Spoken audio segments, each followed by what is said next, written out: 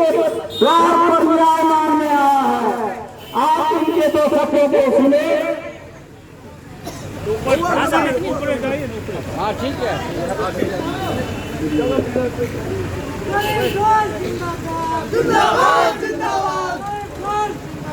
बहुत बहुत धन्यवाद। यहाँ पे मौजूद हमारे अभिभावकगण, युवा साथियों, माताएं, बहनें, यहाँ पे मौजूद हमारे दुकानदार साथियों, आप सबों को मैं अपना प्रणाम करता हूँ। साथ ही साथ यहाँ पे मौजूद प्रतिष्ठित माँ भगवती दुर्गा देवी की चरणों में अपना शीश नवाता हूँ। साथ ही साथ आप सबों का बहुत बहुत धन्यवाद करता हूँ, आभार व्यक्त करता हूँ कि आप सब गरीबदास को, अपने बेटे को जो लगातार इतना स्नेह, प्यार और आशीर्वाद देने का काम कर रहे हैं, इसके लिए मैं निश्चित तौर पे आप सबों का ऋणी रहूंगा। मैं पछवाड़ा के कण कण का और पछवाड़ा के हर एक परिवार का ऋणी हूँ। ऋणी इसलिए हूँ क्योंकि आप जानते हैं कि आप सबों ने 1 वर्ष, 2 वर्ष, 3 वर्ष नहीं बल्कि लगातार 50 वर्षों तक हमारे परम पूज्य पिता आदरणीय रामदेव राय जी को अपने कलेजे में रखा है और उन्हें अपार जन समर्थन, प्यार दिया। इतना प्यार दिया है कि उन्होंने बछवाड़ा के साथ साथ दिल्ली तक का सफर बछवाड़ा के आशीर्वाद पर उसे पूरा करने का काम किया। साथियों, आप सब जानते हैं आज हमारा बिहार और आज हमारा क्षेत्र चुनावी सरगर्मी में है। चुनाव आपके सर पे है। आपसे मैं बस छोटा छोटा 2-3 अपील करना चाहूंगा। हमारा पहला अपील यह है कि आप सब निश्चित तौर पे अपने मताधिकार का प्रयोग आवश्यक रूप से करें, क्योंकि लोकतंत्र ने आपको जो अधिकार दिया है उस अधिकार को आपको निश्चित तौर पे उसका निर्वहन करना चाहिए और आपको अपना मताधिकार आवश्यक रूप से करनी चाहिए। दूसरा, मैं आपसे अपील ये करूंगा, जब आप जाएं अपने बूथ पर तो आप आकलन करने का काम कीजिए। आज आपके सामने पछवाड़ा विधानसभा में 19 प्रत्याशी मैदान पे हैं। आप उसमें सोचिए, समझिए, परखिए कि इस 19 उम्मीदवार में ऐसे कौन से उम्मीदवार हैं जो पछवाड़ा की समुचित विकास की बात करते हैं। ऐसे कौन से उम्मीदवार हैं जो आपके दुख में, तकलीफ में हमेशा आपके साथ खड़े रहे हैं या खड़े रह सकते हैं। ऐसे कौन से उम्मीदवार हैं जो पछवाड़ा विधानसभा में जब हमारा क्षेत्र बाढ़ की चपेट में था तो कौन से उम्मीदवार जाकर के बाद में अपने पछवाड़ा के आम आवाम का मदद करने का काम किया। ऐसे कौन से उम्मीदवार हैं जो पढ़े लिखे हैं और आपकी बातों को विधानसभा में प्रमुखता से रख सकते हैं। ऐसे कौन से उम्मीदवार हैं जो हमारा विधानसभा क्षेत्र, आपको याद होगा यह कदराबाद लॉकडाउन में क्या था, पूरी तरह सील था। तो आप याद कीजिए वो दिन कि जब लॉकडाउन खुला था और लॉकडाउन के पीरियड में सबसे पहले कौन आकर के आपका मदद किया था। और आपकी जानकारी के लिए बता दूं, जब मैं कैदराबाद आया था मदद के लिए तो उसके कल होकर के तत्कालीन पदाधिकारियों द्वारा मुझे क्वारंटाइन कर दिया गया। तो इन सब चीजों को आपको परखनी होगी और जाननी होगी। साथ साथ कुछ हमारे यहाँ ऐसे भी उम्मीदवार हैं जिस उम्मीदवार को पछवाड़ा के आम आवाम ने लगभग 15 साल यहाँ से प्रतिनिधित्व करने का मौका दिया। मैं उस उम्मीदवारों से पूछना चाहता हूँ और आपके माध्यम से पूछना चाहता हूँ कि वो अपने कार्यकाल का 10 या 5 काम गिना दे तो मैं उन्हें अपना जन समर्थन दे देता।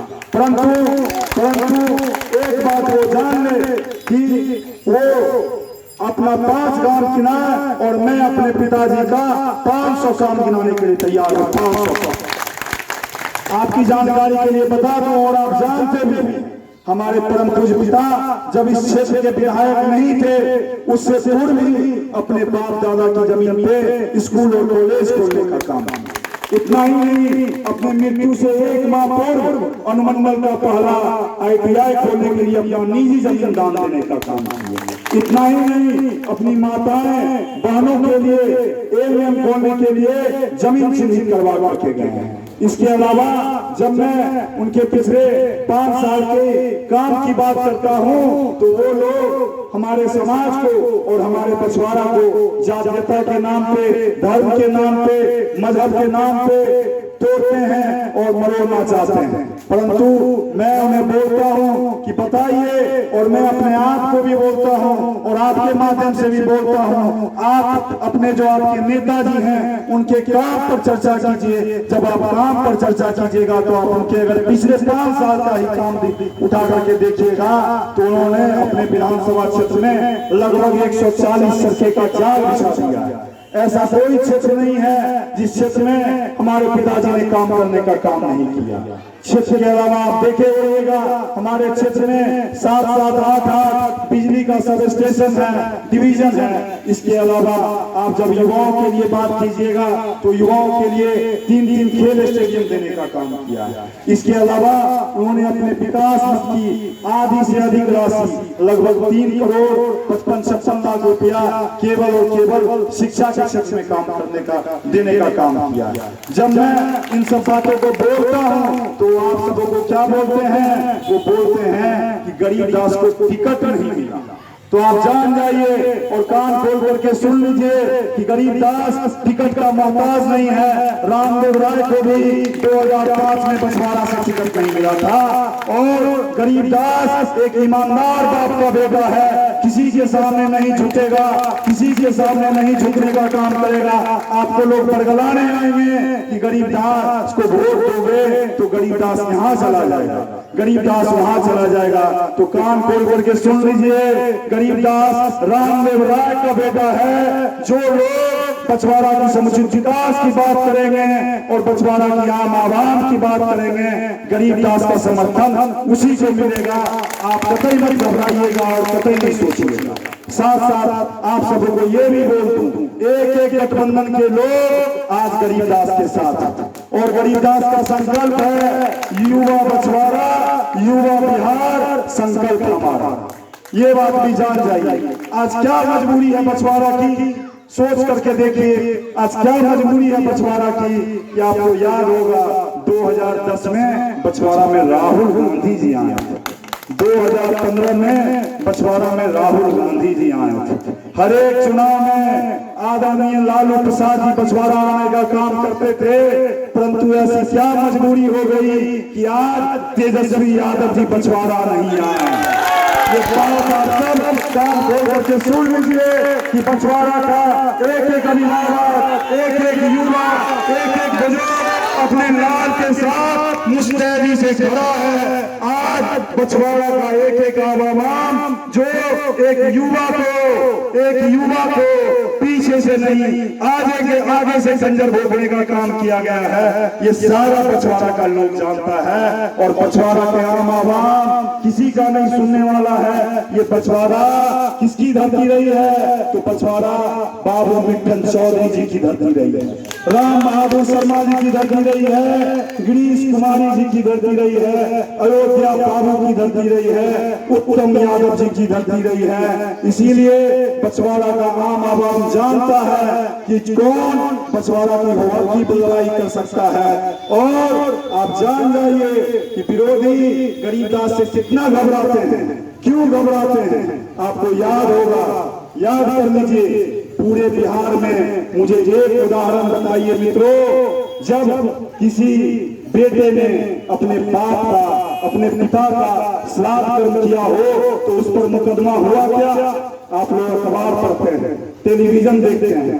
आखिर गरीबदास का क्या दोष था कि जब मैंने आपके नेता, आपके अभिभावक जिसे आप इतना स्नेह देते थे, आशीर्वाद देते थे, जब मैं उनका श्राद्ध कर्म किया तो हमारे ऊपर मुकदमा दायर किया जाता है। इतना ही नहीं, जब आप सब पछवाड़ा जा करके हमें आशीर्वाद देने का काम किए तो एक थाना नहीं, दो थाना नहीं, चार थाने के में हमारे ऊपर प्राथमिकी दर्ज कर दी जाती है और आधी रात में हमारे परिवार के ऊपर और हमारे शुभचिंतकों के ऊपर जो लोग भी हमारा मदद करते हैं, हमारे परिवार का मदद करते हैं, उन्हें झूठे मुकदमा में घसीटा जाता है। वो कान खोल करके सुन लो, गरीबदास कभी नहीं झुकेगा, गरीबदास कभी नहीं डरेगा।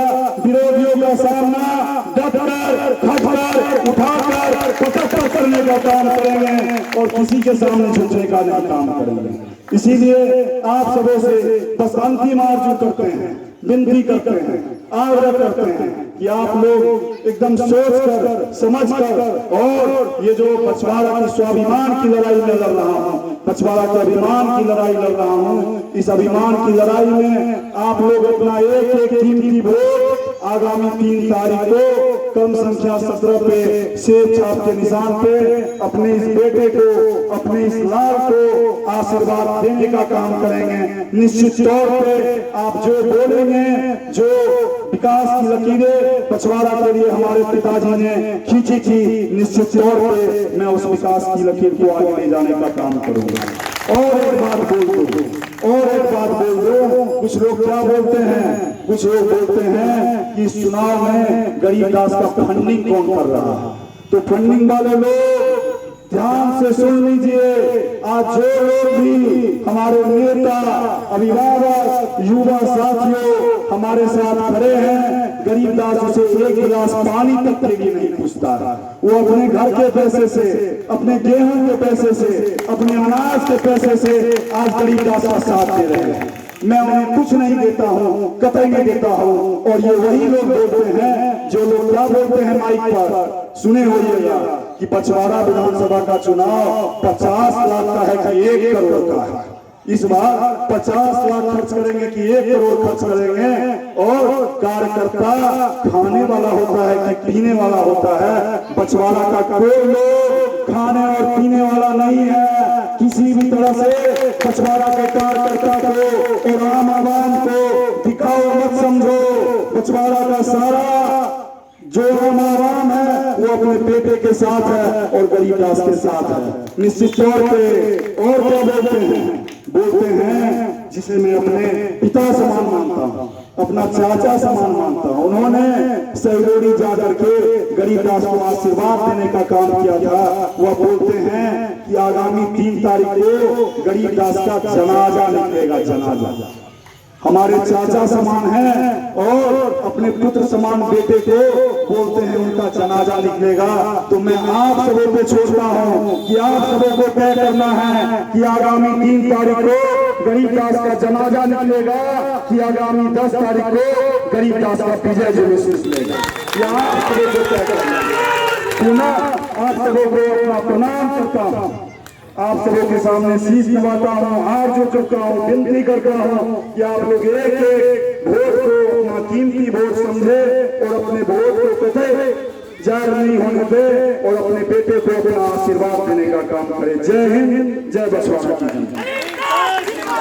इनकलाब जिंदाबाद, इनकलाब जिंदाबाद, गरीबदास जिंदाबाद, गरीबदास जिंदाबाद। मुखिया जी अपने टोली के लिए चलिए बड़ा